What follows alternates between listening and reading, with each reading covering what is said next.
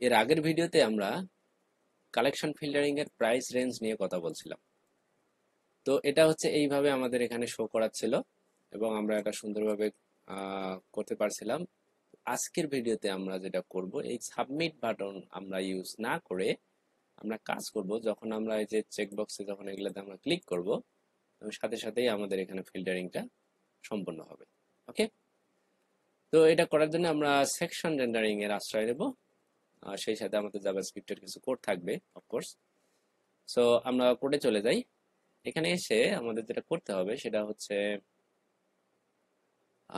এইখানে আমরা আমাদের জাভাস্ক্রিপ্টটা কোথায় জানি লিখছিলাম। ওকে, কালেকশন ফিল্টার ডট জেএস ফাইলে আমরা নিয়েছিলাম এটা। তো এটা আমরা এই জায়গায় আমরা লিখতেছিলাম, তো এইখানেই আমরা কাজটা করব। ওকে, তো আমরা এটা প্রথমে যেটা করছিলাম সেটা হচ্ছে কালেকশন সর্টিং, আর এখন যেটা আমরা করব সেটা হচ্ছে কালেকশন ফিল্টারিং, রাইট? আচ্ছা, প্রথমে আমাদের যেটা করতে হবে, আপডেট কালেকশন নামে আমরা একটা ফাংশন আমরা ক্রিয়েট করব। আমরা নাম দিলাম আর কি, যে কালেকশন ফাংশন আপডেট কালেকশন, একটা ফাংশন নেম আমরা এই জায়গায় দিলাম। দিয়ে আমরা যেটা করব, একটা আমরা আমাদের যে ফর্ম যেটা আছে এটাকে আমরা সিরিয়ালাইজ করব। ওকে, তো ফর্মটাকে সিরিয়ালাইজ করার জন্য আমাদের যেটা করতে হবে সেটা হচ্ছে ওই যে ফর্মের যে আমরা আইডিটা নিয়েছিলাম সেই আইডিটা আমরা নিয়ে আসবো। ফর্মটা কোথায় আমাদের, এই জায়গায়। এটাকে আমরা কপি করে এই আইডিটা এখানে পেস্ট করে দিলাম। সো এইটাকে আমরা কি করব, সিরিয়ালাইজ করব। সিরিয়ালাইজ, ওকে, সিরিয়ালাইজ করলাম। এটা একটা ভেরিয়েবলের মধ্যে আমরা রেখে দিই, সরি var ভেরিয়েবল, এটাকে আমরা কুয়েরি স্ট্রিং বলি, কুয়েরি স্ট্রিং বলি।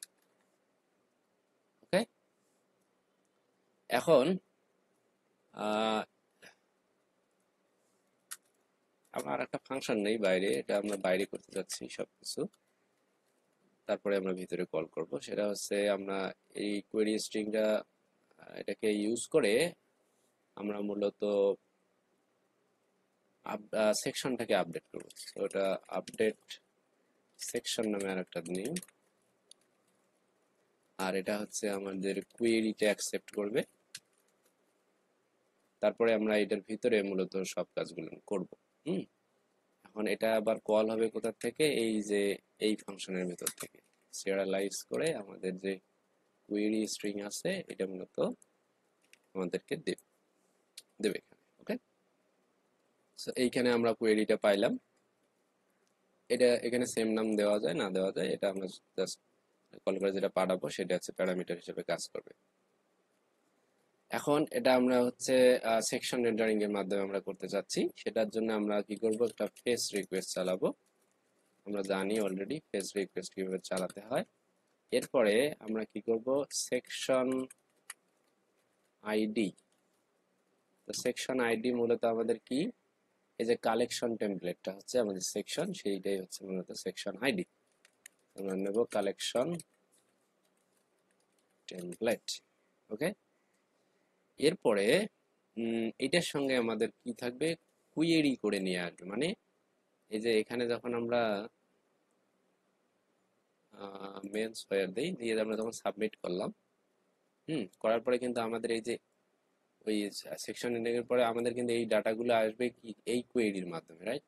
সো সেই কোয়েরিটাকে সাথে করে আমাদেরকে পাঠাতে হবে। তো এখানে আমরা এম্পারসেন্ট নিলাম, নিয়ে আমরা যেহেতু এখানে ভিতরে জাভাস্ক্রিপ্ট নিতে পারতেছি না, তো এটা বাইরে আমরা এই যে কোয়েরি যেটা আমরা প্যারামিটার হিসেবে পাইছি সেটা এখানে আমরা এখানে অ্যাড করে দিলাম। হ্যাঁ, দেন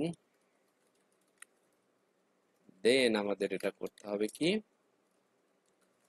এটা একটা হচ্ছে আমাদের রেসপন্স পাবে, ডাটার একটা রেসপন্স আমরা এখান থেকে পাবো। সেই রেসপন্সটাকে মূলত আমরা টেক্সটে রূপান্তর করব, রাইট? টেক্সট। এখন এরপরে যেটা করতে হবে, দেন আমরা কি কালেকশন ডাটা পাবো। তো এটাকে কল ডাটা হিসেবে আমরা নিতে পারি, কল ডাটা।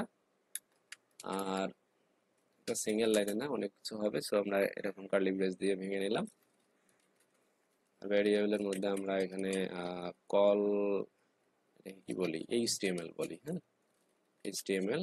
এটা আমরা এইচটিএমএল করব, যে আমরা কি করব, সেই কল ডাটাটাকে এখানে পাস করে দেব এজ এইচটিএমএল এর মধ্যে। ওকে, এইচটিএমএল আকারে মানে টেক্সটটা যেটা আছে ওইটা আর কি এখানে পাস করে দেব। তারপর আরেকটা ভেরিয়েবল নিয়ে আমাদের কি আইটেম গুলো লাগবে, তো কল, এটাকে আইটেমস বলি। আর এইখান থেকে আমাদের ওই সিলেক্টরে যেখানে আমরা পুশ করব সেইটা মূলত আমাদের এখানে দরকার। ডাবল করে দিচ্ছি, ডাবল করে নি। সো এইখানে যদি আমরা আসি, আমরা প্রোডাক্ট গুলো কোথায় রাখছিলাম সেইখানে যদি যাই, এই যে নিচের দিকে এখানে আমাদের প্রোডাক্ট গুলো ছিল সর্ট বাই, তারপরে হচ্ছে যে কালেকশন প্রোডাক্টস, হ্যাঁ, কপি করে এই জায়গায় পেস্ট করে দিই কালেকশন প্রোডাক্টস হিসেবে। ওকে, দিয়ে এখন আমরা কি করব, এটার আমরা যে কল এইচটিএমএল যেটা, এটাকে এই জায়গায় পাস করে দেবো অ্যাজ এ সেকেন্ড প্যারামিটার। ওকে, মানে এই যে কল এইচটিএমএল থেকে এই ক্লাসটা ধরে এখান থেকে মূলত কল আইটেমস গুলোকে নিবে, মানে সিলেক্ট করা হইলো। করার পরে আমরা কি করব, এটা এখন পুশ করতে হবে। কোথায়? আমরা এই যে এইটার মধ্যেই পুশ করতে চাচ্ছি। কপি করে সিলেক্টরটাকে ধরে এই জায়গায় পেস্ট করে দিলাম, দিয়ে এটা আমরা কি করবো, এবার রিপ্লেস করে দেব। বানান ঠিক আছে, রিপ্লেস উইথ, ক্যাপিটাল লেটার হবে, রিপ্লেস উইথ মূলত কল আইটেমস গুলো এখানে আসবে। সেই কল আইটেমস দিয়ে আমরা মূলত এটা রিপ্লেস করে দেব। আর যদি কোনো এরর আসে সেক্ষেত্রে সেটাকে হ্যান্ডেল করতে হবে। এরর যদি আমাদের এরর যদি পায়, হ্যাঁ, সেক্ষেত্রে।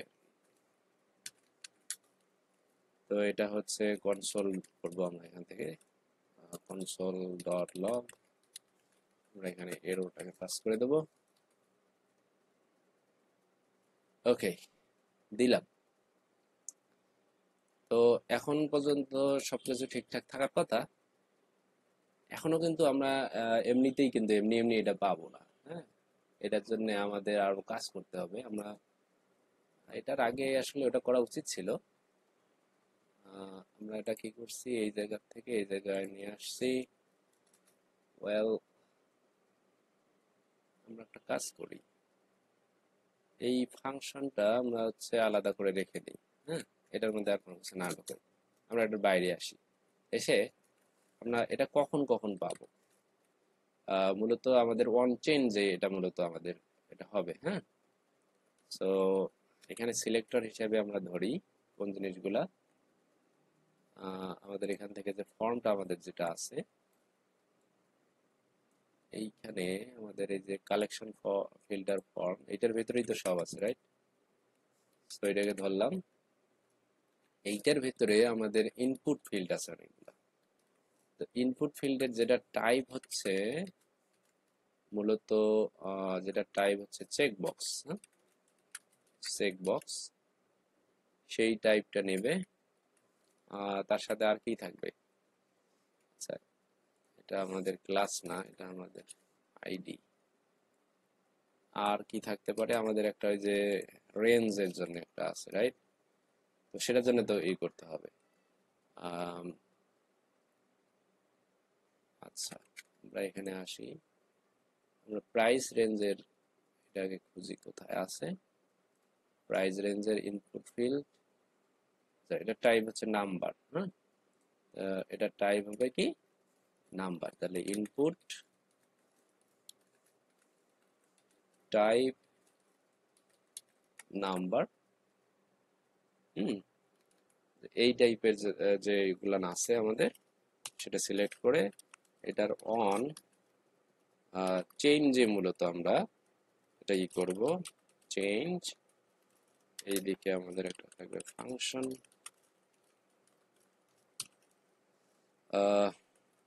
একটা ইভেন্ট পাঠাতে পারি,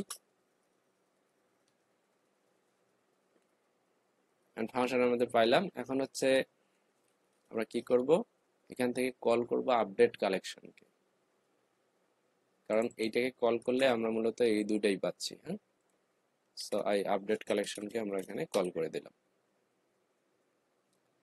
এখন এটা কল করে দিলাম, এটা ভালো কথা। এখান থেকে আমরা এটা সবকিছু ঠিকঠাক করে নিয়ে আমরা যদি এটাকে সেভ দিই, আমরা সবকিছু পালাই দিই। আচ্ছা, এখন আমাদের দরকার হচ্ছে শুধু ব্ল্যাক। ওকে, কাজ করতেছে।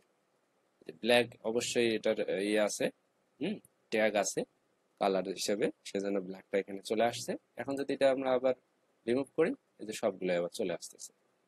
আবার যদি আমি ব্যাগে ক্লিক করি, তাহলে শুধু ব্যাগ যেটা সেটা আসতেছে। হ্যাঁ, এরপরে এটা যদি আমি আবার ই করে নেই, এই হলো। এখন যদি আমরা এটাকে যদি 30, তারপরে এই যে 30-র মধ্যে এখানে কিন্তু অলরেডি রেন্ডার হয়ে গেছে। আর এখানে যদি দেই যে কত দেবো, 40, বারে ক্লিক করতে হবে। এই যে 30 এবং 40-র মধ্যে এই দুইটা আছে, এই দুইটা চলে আসছে। আর এটা যদি আমি বাড়ায় দিয়ে 50 করে দিই, তাহলে যে 50-র মধ্যে যেগুলো আছে রেঞ্জের মধ্যে, এগুলো কিন্তু চলে আসছে। তো এটা কিন্তু আমাদের জাভাস্ক্রিপ্ট দিয়ে কাজ করতেছে। কিন্তু একটা বিষয় আমাদের মনে রাখতে হবে, সেটা হচ্ছে এই যে এই জায়গায় আমাদের সিলেকশনে মূলত আমাদের ইউআরএলটা দেখাচ্ছে না। তো এটা আমাদের মূলত সেট করে দিতে হবে, এটা এমনি এমনি কাজ করবে না। ওকে, তো এটা করার জন্য আমরা যেহেতু সব কাজ এখানেই করছি, তো এটা এই সবার নিচে এই জায়গায় আমরা এটা করে ফেলি। হ্যাঁ, তো এটা করার জন্য আমরা যেটা প্রথমে করব, আমাদের যে বেস ইউআরএল যেটা, ওইটাকে আমরা প্রথমে ধরতে হবে। ভেরিয়েবল নিলাম, নিয়ে এটাকে বলি বেস ইউআরএল বলি, মানে কারেন্ট ইউআরএল যেটা, সেটা আমরা প্রথমে নেব। নিয়ে হচ্ছে উইন্ডো ডট লোকেশন, এইটার যে পাথ নেম, এই পাথ নেমটা আমরা নেব। আচ্ছা, এটার কাজ এখানে শেষ। এরপরে আমরা যেটা করব, আর একটা ভেরিয়েবল নেব, এটার নাম দেই কুয়েরি ইউআরএল। হ্যাঁ, কুয়েরি ইউআরএল। এটা হবে কি, আমাদের যে বেস ইউআরএল যেটা আছে, এইটার সঙ্গে আমরা কনকেট করে দেব। এটা কনকেট করার আগে আমরা হচ্ছে কি করব, তার আগে কোশ্চেন মার্ক দিয়ে এটাকে কনকেট করব, সামনে একটা কোশ্চেন মার্ক হবে। ওকে, দিয়ে আমরা কি করবো, একটা প্লাস দিয়ে আমরা এখন যেটা করব, সেটা হচ্ছে আমাদের যে কুয়েরি যেটা ছিল, হ্যাঁ, এই যে কুয়েরি যেটা, এই যে কুয়েরি যেটা আমরা রিসিভ করতেছি, এই কুয়েরিটা আমরা মূলত এখানে নেব। এখন আমরা কি করব, রিপ্লেস করার পালা। সেটা হচ্ছে কিভাবে, window dot history, window dot history dot push state.